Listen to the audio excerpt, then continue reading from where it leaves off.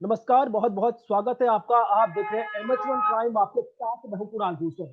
Corona संक्रमण जिस रफ्तार के साथ बढ़ रहा है, उसके बाद पूरे देश में हाहाकार है। पिछले कई दिनों से लगातार लाखों के हिसाब से केस आ रहे थे और आज चौथा दिन है जब आंकड़ा लगातार 2 लाख के पार बना हुआ है। मौत का आंकड़ा भी लगातार बढ़ रहा है और इस बीच संजीदा होकर सरकारें एक के बाद एक तमाम एहतियाती कदम उठा रही हैं। लेकिन दिल्ली में अब एक हफ्ते का लॉकडाउन लगाया गया है। इससे पहले 2 दिन का वीकेंड कर्फ्यू हमने देखा और अब एक हफ्ते का पूरा लॉकडाउन। किस तरह से कोरोना की चेन को तोड़ा जाएगा और ये कितना कारगर कदम है, इसी पर बातचीत करने के लिए हमारे साथ हमारे सहयोगी वरुण गोयल जुड़े हैं और साथ ही साथ दिल्ली पुलिस के पूर्व DCP L N Rao ji भी जुड़े हुए हैं। आप दोनों का स्वागत है। सबसे पहले वरुण जी, मैं आपके पास आऊंगा। आप लगातार ग्राउंड जीरो पर काम कर रहे हैं, आप तमाम अस्पतालों का दौरा कर रहे हैं, व्यवस्थाएं भी देख रहे हैं। एक हफ्ते का पूरा लॉकडाउन कितना बेहतर कदम इसे हम मान सकते हैं या अभी जो हालात बने हुए हैं? देखिए, बेहतर तो मैं क्या कह सकता हूँ, लेकिन ये तय है कि जो वक़्त की नज़ाकत है, जो इस वक़्त हालात हैं, जब दिल्ली में बेड नहीं है, जब दिल्ली में या आप ये देखिए कि दवाइयों की दिक्कत हो रही है, ऑक्सीजन की दिक्कत खुद मुख्यमंत्री मान चुके हैं। 25,000 केस तो शायद ही पूरी दुनिया के किसी मेट्रोपॉलिटन सिटी में आ रहे हों और ऐसे में दिल्ली पर जो दबाव बढ़ गया है, आप ये देखिए कि सोशल मीडिया भरा पड़ा है, लोग हेल्प माँग रहे हैं, किसी को प्लाज्मा चाहिए, किसी को इंजेक्शन चाहिए, किसी को बेड चाहिए, किसी को वेंटिलेटर चाहिए। ये सिस्टम कोलैप्स कर जाएगा। आप देखिए, जो सरदार वल्लभ भाई कोविड केयर सेंटर शुरू किया गया, आज 250 बेड वहां पर लगाए गए और 225 से ज्यादा ऐप बता रहे हैं कि भर चुके हैं। ये स्थिति है कि पूरी दिल्ली में बिस्तर नहीं मिल रहे हैं, तो ऐसे में होगा क्या? और अब सबसे बड़ा सवाल ये है कि लोग उस डिसिप्लिन को माने। जैसे अभी एल एन राव साहब हमारे साथ बैठे हैं, वो बताएंगे। अब ये कर्फ्यू है, एक वीडियो वायरल हो रहा होगा, किसी ने देखा होगा दिल्ली में दरियागंज का।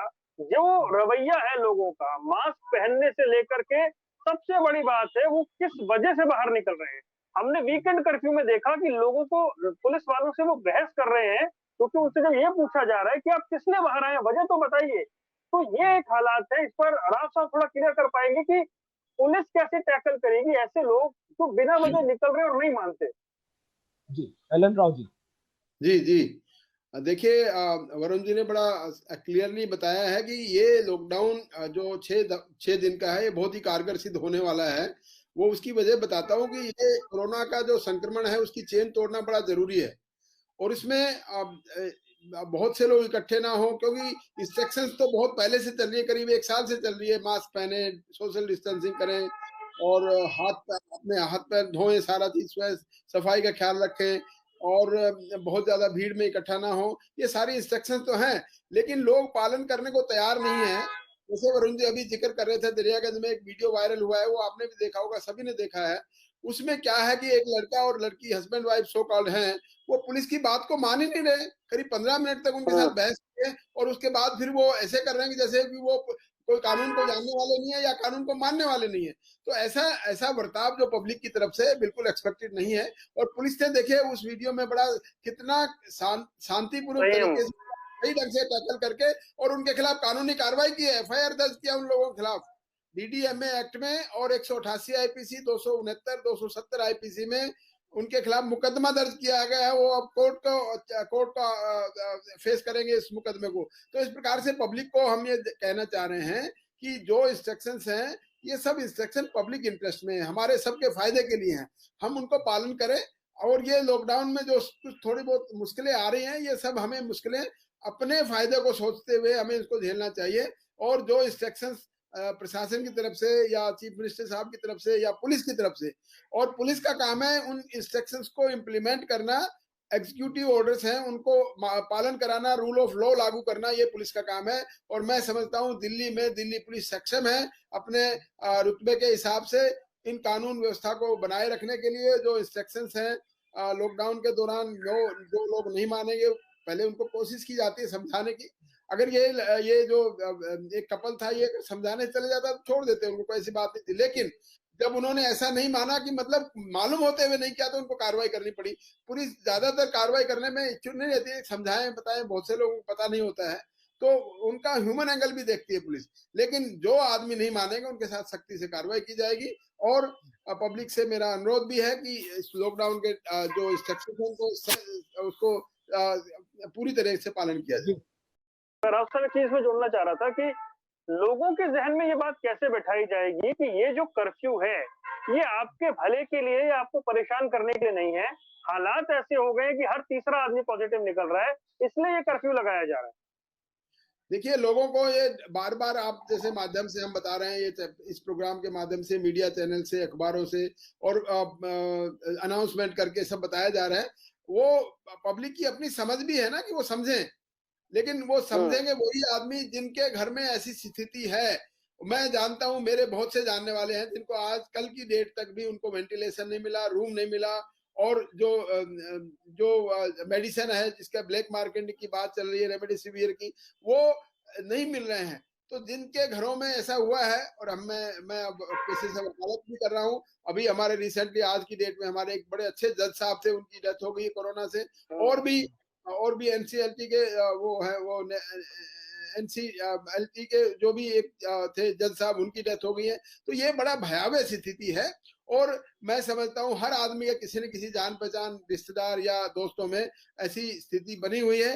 और उसकी स्थिति को देखते हुए कि देखिए उन्होंने कितना झेला है, उन्होंने कितना मुश्किल का सामना किया है, तो पब्लिक को खुद ब खुद ये सब समझना चाहिए।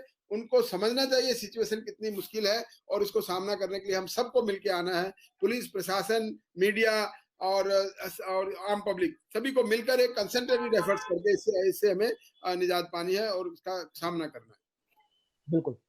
लेकिन वरुण जी, आपने तमाम डॉक्टर्स से लगातार बात की और बहुत डिटेल्ड बात की है। हमने देखा डबल म्यूटेंट वायरस को लेकर चिंता ज्यादा जाहिर की जा रही है कि इस बार पिछली बार की तुलना में ज्यादा इंफेक्शन के केस इसलिए आए क्योंकि वायरस ने भारतीय मौसम के हिसाब से, परिस्थितियों के हिसाब से अपने आप को अपग्रेड कर दिया, और यही वजह है कि इसका संक्रमण पिछले बार के मुकाबले दुगनी तिगनी गति से बढ़ रहा है। देखिए, ये डबल म्यूटेंट वाली बात ठीक है कि पहले के मुकाबले खतरनाक है और बहुत तेजी से फैल रहा है, लेकिन हमें समझना होगा इस बात को कि जो कोविड बिहेवियर प्रोटोकॉल जिसे हम कहते हैं, वो हमने फॉलो करना बंद कर दिया था।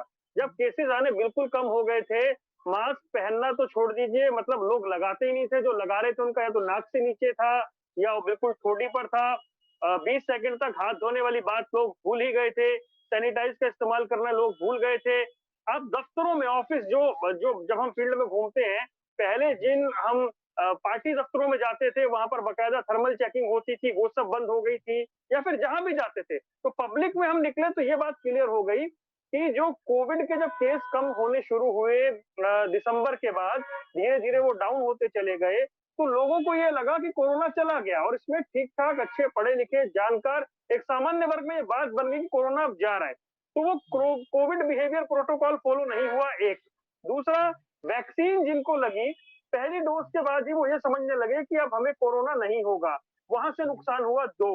और तीसरी बड़ी महत्वपूर्ण बात यह है कि जो लगभग 1 करोड़ लोग कोरोना पॉजिटिव हुए थे, उन्होंने ये मान लिया कि अब हमें कोरोना हो नहीं सकता है, तो वो एक लापरवाही दिखी। 3, ये ठीक है, म्यूटेंट है, इसका असर है पूरी दुनिया में। जहां जहां म्यूटेंट बदला उसने बड़ा घातक उसके नतीजे आए। हमारे यहाँ 2.25 लाख केस एक दिन में आना बहुत बड़ी बात है, लेकिन सच्चाई ये भी है कि कोविड बिहेवियर प्रोटोकॉल किसी ने फॉलो नहीं किया। एलन राव जी, तिगुनी चुनौती है आपके सामने। तमाम लॉकडाउन को, जो 1 वीक का लॉकडाउन है, उसको लागू भी करवाना है, कुछ लोगों को डील भी करना है जो बेवजह बाहर भी निकलेंगे, और खुद को कोरोना से बचाना भी है। बुनियादी स्तर पर कितनी तैयार है दिल्ली पुलिस इन तमाम जो 3 चुनौतियां हैं इनको डील करने? देखिए, दिल्ली पुलिस इस सारी चुनौतियों को सामना करने के लिए पूरी तरह से तैयार है, और प्रॉपरली भाई हमारे कमिश्नर साहब प्रॉपरली इसकी ब्रीफिंग कर रहे हैं। उन्होंने ऑडियो भी जारी किया है और पूरे स्टाफ को इंस्ट्रक्शंस दी हैं कि किस प्रकार से इन सब चीजों को लागू करना है। ये बात सही है, आपने कहा कि अपने आप को सुरक्षित करते हुए, बिकॉज हम दिल्ली पुलिस के जो जितने भी कर्मचारी हैं, डॉक्टर्स और उनके स्टाफ की तरह हैं, वो भी फ्रंट लाइनर हैं, क्योंकि उनको फील्ड में काम करना होता है। तो अपने आप को बचाते हुए पिछले कुछ दिनों में, जब से कोरोना का बीमारी शुरू हुआ, उसमें बहुत से हमारे पुलिस ऑफिसर्स सुरक्षित सुधार गए हैं, लेकिन फिर भी क्योंकि ये प्रोफेशनल हैजर्ड है, इसमें हमें काम तो करना ही करना है, तो उसको अपने आप को बचाते हुए और पब्लिक की ये सारी चीजें, इनकी इच्छाओं पर भी पूरी करना है। दूसरा, पुलिस के और भी बहुत से काम है, खाली ये कोरोना के प्रोटोकॉल से लागू करवाना नहीं है। पुलिस का काम है क्राइम को रोकना, और क्राइम अगर हो जाता है तो उसको पकड़ना, लॉ एंड ड्यूटीज है, दूसरा अरेंजमेंट्स हैं, और कई प्रकार की मल्टीफेरियस ड्यूटीज हैं पुलिस को जो करनी पड़ती है, तो उसमें उन ड्यूटीज जो ऑलरेडी पहले से ओवरबर्डन थे पुलिस, उन ड्यूटीज के बारे में अब ये कोरोना के जो रूल्स को लागू करवाने का, ऑन ग्राउंड लागू करवाने का जो अतिरिक्त काम पुलिस को दिया जा रहा है, इससे डेफिनेटली उनका काम बढ़ा जरूर है, लेकिन मैं समझता हूँ दिल्ली पुलिस के सारे अधिकारी कर्मचारी इतने सक्षम हैं कि अपनी ड्यूटी को ये सारे बिल्कुल सुचारू रूप से इसको पूरा करेंगे, और ये सब एक पब्लिक इंटरेस्ट में भी है, और पब्लिक को भी चाहिए कि पुलिस उनके लिए काम कर रही है तो उनके साथ में कोई इस प्रकार से कन्फ्रंटेशन ना करे और जो उनकी बात है उनको माने। ठीक है वरुण जी, एक चीज लगातार और ज्यादा फेस ऑफ कर रहे हैं तमाम लोग, और मुख्य रूप से अस्पताल भी, कि एक तो बेड नहीं है बरामदे में, कई हॉस्पिटल में जैसे जयपुर की तस्वीर आई बरामदे में बेड लगाने पड़े, और दूसरा ऑक्सीजन की बहुत ज्यादा कमी हो गई है। ऑक्सीजन सिलेंडर्स उपलब्ध नहीं हो रहे, राज्य सरकार केंद्र सरकार से लगातार पत्र के जरिए अपील कर रही है। ये सिचुएशन किस तरह से घातक हो रही है इस वक्त में? देखिए उसके लिए सेंट्रल गवर्नमेंट लगातार एक्टिव है और नए प्लांट लगाने से लेकर के ज्यादा से ज्यादा ऑक्सीजन की सप्लाई हो ये तय किया जा रहा है, और जो बहुत असेंशियल कुछ इंडस्ट्रीज हैं उनको छोड़कर बाकी इंडस्ट्रीज को ऑक्सीजन की सप्लाई बंद कर दी गई है। एक बड़ा और नया ऑर्डर है। अब जो ऑक्सीजन की सप्लाई है वो देखिए, जैसे झारखंड में बहुत ज्यादा दिक्कत आ गई है लोगों को, हालांकि झारखंड की चर्चा ज्यादा नहीं हो रही है, इसलिए वहां बहुत ज्यादा ऑक्सीजन भेजी जा रही है। दिल्ली में रिक्वायरमेंट है, सबसे ज्यादा महाराष्ट्र में हालात हैं। तो ऐसे ये इस तरीके से कोशिश की जा रही है, नए प्लांट लगाए जाने को लेकर चर्चाएं भी हो रही है और बहुत तेजी से उन पर काम भी हो रहा है। हुआ क्या है कि ये बिल्कुल अनएक्सपेक्टेड था, कोरोना के केस आ रहे थे उस हिसाब से तो हम तैयार थे, लेकिन ये सीधा आप ये देखिए कि जो केस 1 लाख के आसपास आ रहे थे 15-20 दिन में वो 2.25 लाख तक पहुंच गए। जो 91-92% का रिकवरी रेट था वो घटकर 86% रह गया। जिस राजधानी दिल्ली में 3 अप्रैल को 3000 के करीब केस आए, आप देखिए किस तरह मल्टीप्लाई हुआ, वहां आज 25,000 केस हो जा रहे हैं। तो ये जस्ट अनएक्सपेक्टेड तरीके से ये भागा है। उस हिसाब से हमारे पास वो संसाधन उस तरीके से तैयार नहीं थे। कोशिश की जा रही है कि 2-4 दिन में सब कुछ हो जाए, दिल्ली में कई हजार बेड बढ़ जाए, ऐसे देश में जगह जगह बढ़ जाए, ऑक्सीजन की सप्लाई ठीक हो जाए, रेमडेसिविर का उत्पादन अगले 5-7 दिन में बहुत तेजी से बढ़ जाए। लेकिन वो तब तक होगा तब उससे पहले अभी जो नुकसान होना है वो हो गया। लोग परेशान ज्यादा हो रहे हैं, थोड़ा पैनिक भी बढ़ गया है। हालांकि जानकार कहते हैं कि सबको हॉस्पिटल जाने की जरूरत नहीं है, लेकिन घबराहट इतनी ज्यादा हो गई है क्योंकि केसेस इतने ज्यादा आ रहे हैं, और कुछ वीडियोस फोटोज देखकर लोग इतने ज्यादा डर गए हैं कि वो बहुत ज्यादा जो है साइकोलॉजिकल असर कर रहा है। और सच्चाई ये भी है कि संक्रमण की दर 30% हो जाना राजधानी में, ये डराने वाली बात तो है ही। अनिल राव साहब, एक चीज और जो इस मुसीबत की घड़ी में सामने आई है कि कुछ लोग इस मुसीबत को समझ नहीं रहे। कई जगहों से ऐसी तस्वीरें सामने आई जहां पर रेमडेसिविर इंजेक्शन की ब्लैक मार्केटिंग हो रही है, कई जगहों पर लोग धरना दे रहे हैं कि भाई उनको उपलब्ध नहीं हो पा रहे। इन तमाम चीजों के लिए भी पुलिस अपनी तरफ से स्ट्रैटेजी बना रही है कि जो कालाबाजारी है इस मुश्किल के वक्त में इसको रोका जाए। सरकार ने, दिल्ली सरकार ने तो बोल दिया कि हम पूरा ट्रेस कर रहे हैं, ट्रैक कर रहे हैं इन सब चीजों को। देखिए कुणाल जी, जब ये ऐसी सिचुएशन होती है तो डेफिनेटली बहुत लोग जो वेस्टेड इंटरेस्ट वाले लोग हैं, जो देशद्रोही उनको बोलता हूँ, ऐसे लोग हैं जो ऐसे कामों में लिप्त हो जाते हैं जैसे काला बाजारी है। मेडिसिन में मिलावट करना और मेडिसिन को नकली बनाकर उसको बेचना या उसके काला बाजारी करना, इससे जघन्य अपराध मैं नहीं समझता हूँ, क्योंकि हम लोग जो भी हैं विश्वास के ऊपर, कोई भी आदमी, मैं बोलता है दवाई डॉक्टर ने बताई, हम दवाई लेकर आए और उसको विश्वास है कि ये दवाई जेन्युइन होगी, वो और वो दवाई जेन्युइन तरीके से जेन्युइन पैसे में मिलेगी, तो ये सारी चीज सारी विश्वास की बात है। और ये पब्लिक के साथ में ये लोग जो विश्वासघात करते हैं उसको कंट्रोल करने के लिए पुलिस काफी सक्षम है। पुलिस ने अपना इंटेलिजेंस नेटवर्क भी बढ़ा रखा है, और जो अगर कोई आदमी सामने आता है, जैसे रिसेंटली अभी दिखाया था इन्होंने, कोई एक चैनल ने दिखाया था, कल दिखा रहे थे कि उन्होंने ब्लैक मार्केटिंग का वो स्कैम वो किया है, उसको कैमरे में कैद किया है उनके बारे में, और उनका मुकदमा दर्ज हो गया, केस इन्वेस्टिगेशन कर रही है क्राइम ब्रांच। तो वो जो आदमी इसमें इन्वॉल्व थे वो सारे अरेस्ट हो गए और उनकी जमानत भी नहीं होगी ऐसे जघन्य अपराध करने वालों की, क्योंकि सीरियस ऑफेंस है ये। तो इससे भी एक सबक मिलेगा जो बाकी जो लोग कोशिश कर रहे हैं काला बाजारी करने की या इस प्रकार के जघन्य अपराध करने की कोशिश कर रहे हैं, तो उनको ये सबक मिलेगा। और पुलिस डेफिनेटली अपना इंटेलिजेंस नेटवर्क के द्वारा, और कोई भी रिपोर्ट अगर आती है इस प्रकार की, उसमें तुरंत कार्रवाई करके जो लीगल एक्शन बनता है उसका, वो उसमें कार्रवाई करने के लिए सक्षम है। वरुण जी, एक अहम सवाल है कि लोग लापरवाह हुए, नो डाउट तस्वीरें साफ नजर आती है, लेकिन कुछ लोग, एक तबका ऐसा भी है जो सरकार पर ठीकरा फोड़ रहा है काफी महीनों का वक्त था, अस्पतालों को लेकर कोई तैयारी नहीं की गई। वैक्सीन ऐसी बना दी जिसकी दो डोज लेने के बाद भी कोरोना हो रहा है। सरकार इतनी लापरवाह अब भी इसलिए है, यूपी में पंचायत चुनाव अब भी चल रहे हैं, बंगाल में चुनाव अब भी चल रहे हैं, पब्लिक गैदरिंग अभी भी वहां हो रही है। ये तो तमाम जो तस्वीरें हैं उसको लेकर ओवरऑल आपका रिव्यू। देखिए, वैक्सीन ऐसी बना दी है तो खैर फिर हम लोग साइंटिस्टों पर सवाल उठा देंगे। दुनिया की 95% वैक्सीन ऐसी है जिसकी 2 डोज़ ही लगती हैं और किसी ने नहीं कहा था कि वैक्सीन लगने के बाद कोरोना नहीं होगा।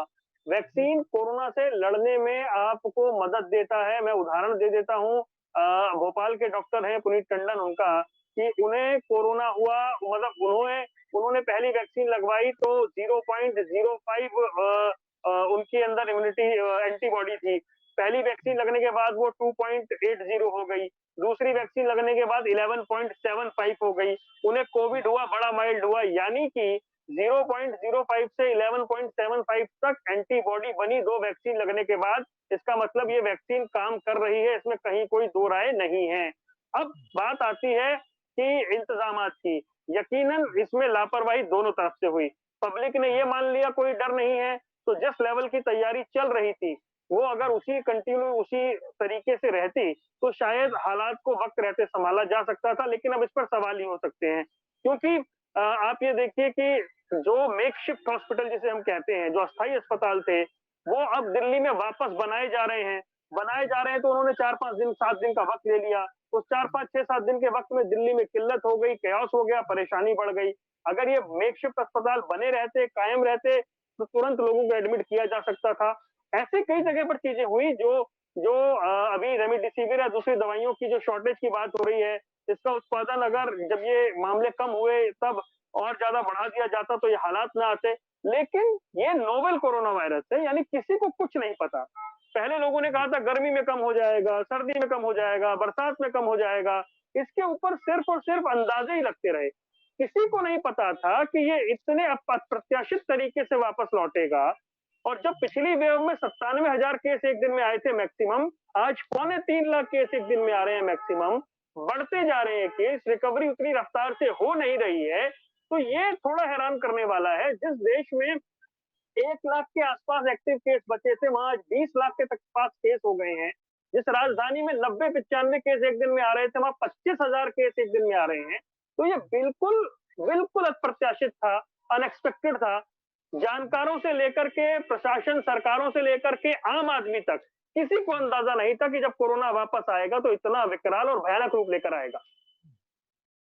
इस बार जो लॉकडाउन का बदला हुआ रूप है कि हम देख रहे, पिछली बार जो लॉकडाउन लगा था उसमें सब कुछ शटडाउन था, लेकिन इस बार कैब्स चलेंगी, सरकारी दफ्तर खुलेंगे 50% संख्या के साथ, और साथ ही साथ हम देख रहे हैं मेट्रो भी चलेगी। तो ये जो थोड़े थोड़े बदलाव किए गए हैं ये बेहतर है ताकि अर्थव्यवस्था भी बेहतर रहे। और नहीं देखिए, इससे अर्थव्यवस्था कोई बहुत बेहतर नहीं होने वाली है। समझिए बात को कि क्योंकि शादी का सीजन है, शादियां हैं, 50 लोगों के साथ शादी में जाना अलाउड है। और अभी एल एन राव साहब बताएंगे किस तरीके से उन्हें ये भी मुश्किलों का सामना करना पड़ेगा क्योंकि लोग अड़ जाएंगे कार्ड दिखा के कि हम शादी में जा रहे हैं। जिस तरह से अब जो स्थितियां आएंगी शादी समारोह के दौरान, लोग कहेंगे हमारे पास कार्ड है भाई, हमें जाना है, वहां पर आबादी 50 से ज्यादा हुई, तो किस तरह से आप उसको डील करेंगे ताकि रंग में भंग ना हो जाए और कानून पर काम भी रहे? देखिए कुणाल जी, कभी भी कोई भी कानून जो होता है वो एकदम रिजिड नहीं होता। जिन्हें वैक्सीन लगवाने वाले लोग हैं, मैं बता दूं, रिजिड कानून कहीं भी लागू नहीं होता और नहीं लागू होना भी चाहिए। इसका मतलब ये नहीं कि 50 आदमी का लिमिट तय कर दी है तो 51 आदमी अगर हो गए तो वहां कोई आफत आ जाएगा, ऐसा कुछ नहीं है। लेकिन ये एक लिमिट बताई गई है कि लोगों को कंट्रोल में रखना है, तो वहां पर गिनती करने के लिए पुलिस वाले नहीं खड़े होंगे, लेकिन हाँ अपने आप में सेल्फ डिसिप्लिन भी करना है लोगों को। जो शादी का समारोह कर रहे हैं या ऑर्गेनाइजर हैं और जो प्रेमिसेस के बाद में है, वो भी एक बात को इंश्योर करेंगे कि वो 50 आदमी का मतलब है तो 50 आदमी हो वहां पर, इससे मतलब ज्यादा आदमी ना हो। ये चीज को देखने वाली बात है। दूसरी बात, लोग भी इसका बहाना मारेंगे, कोई शादी के कार्ड छपवा के कहीं जाना हुआ वो दिखाएंगे, तो पुलिस के पास ऐसा मैकेनिज्म तो नहीं है बट फिर भी मौके पर पुलिस ऑफिसर्स हैं, वो अपने ज्ञान के हिसाब से, अपनी क्षमता के हिसाब से उसको वेरीफाई करने की कोशिश करेंगे, क्योंकि कार्ड पे टेलीफोन नंबर होंगे, हाँ ये कार्ड जेन्युइन है कि नहीं है, शादी है कि नहीं है, ये सारी चीज कर सकते हैं। ये जो दाने वाले जो कार्ड दिखा रहे हैं, ये इन्वाइटी है नहीं आप, ये सब चीजें हैं पुलिस के पास मैकेनिज्म है उसका पता करने का, वो कर लिया जाएगा। लेकिन हाँ, ये जो नियम कायदे कानून बनते हैं आम पब्लिक के लिए, कानून को मानने वालों के लिए बनते हैं, और हम समझते हैं कि पब्लिक इतनी समझदार है हमारी दिल्ली की, वो इन सब कानूनों को मानेगी। जो एक दो आदमी नहीं मान रहे हैं उनके लिए भी सुधार करने के लिए पुलिस पूरी तरह से सक्षम है, तैयार है, और पुलिस पूरी सख्ती से भी कार्रवाई करेगी। ठीक है। वरुण जी, अंतिम सवाल आप ही से कि अब किस तरह से आगे, क्या लगता है किस तरह के बेहतर कदम और भी उठाए जा सकते हैं अगर संक्रमण दर जो वीकली लॉकडाउन है वो लगाने के बावजूद भी नहीं कम हुई, कितना स्ट्रॉन्ग स्टेप देखिए, सरकार ले सकती है? 25,500 केस आए थे, और जब ये वीकेंड लॉकडाउन लगा तो वो 23,000, मतलब नंबर बहुत हाई है। बस ये 25 से 23 हुआ है। तो उम्मीद, इसमें भी हमें उम्मीद देखनी चाहिए कि अगर 2 दिन के में ये 2 दिन के वीकेंड लॉकडाउन से ये हुआ, तो ये जो 1 हफ्ते का कर्फ्यू है, ये नंबर को इतना नीचे ले आए। सबसे बड़ी बात, लोगों में ये थोड़ा-सा डर हो कि हाँ, ये कोरोना है और हमें अपने आप को बचाना है, और अपने आप को बचाएँगे तो अपने परिवार को बचाएँगे। संक्रमण की दर 30% का मतलब ये मानिए, टेस्ट कराने वाले हर तीसरे व्यक्ति को कोविड हो जाना, और जो टेस्ट नहीं करा रहे हैं, फिर वो नंबर कितना बड़ा है। अगर आप भी नहीं समझेंगे, तो फिर ये बहुत खतरनाक है। और इस बार का कोरोना जो आरटी-पीसीआर में डिटेक्ट नहीं हो रहा कुछ केसेस में, और सीधा सीटी टेस्ट कराने पर पता लग रहा है कि लंग्स डैमेज हो रहे हैं, तो ये खतरनाक स्थिति है। ऐसे में अपने बच्चों को, अपने घर के बड़ों को बचाने की जिम्मेदारी उन लोगों की है जो बाहर निकलते हैं, जो बिना वजह बाहर निकलते हैं। जैसे एलन राव साहब कह रहे थे कि भाई उन्हें, हालांकि इनका नंबर बहुत कम है जो लोग बाहर निकलते हैं। आमतौर पर लोग मानते हैं, जो भी कायदे कानून 1 साल में हमने देखा, जो नियम बनाए गए उन्हें जनता ने माना है। लेकिन कुछ लोग हैं जिन्हें बाहर निकलने की आदत है, वो निकलना चाहते हैं, या वो चकमा देना चाहते हैं कोई कागज दिखाकर कुछ कि हम बाहर आए हैं। तो राव साहब ने बताया कि पुलिस पूरी तरह मुस्तैद है, और लोगों को समझदारी से इस वीकेंड, इस आने वाले पूरे हफ्ते के लॉकडाउन को, कर्फ्यू को समझना चाहिए, क्योंकि बचाव है तभी कुछ संभव है, और सावधानी ही बचाव। चलिए, शुक्रिया आपका वरुण जी हमारे साथ लाइव जुड़ने के लिए। एलन राव जी, आपका भी बहुत बहुत शुक्रिया। तो कुल मिलाकर हम निष्कर्ष निकाल सकते हैं कि अगर कोरोना वायरस से बचना है तो तमाम प्रोटोकॉल का आपको पालन करना होगा, और इस संक्रमण से बचने के लिए जो सरकार द्वारा कदम उठाए जा रहे हैं उनको भी मानना होगा। बहुत फिलहाल इस चर्चा में बस इतना ही।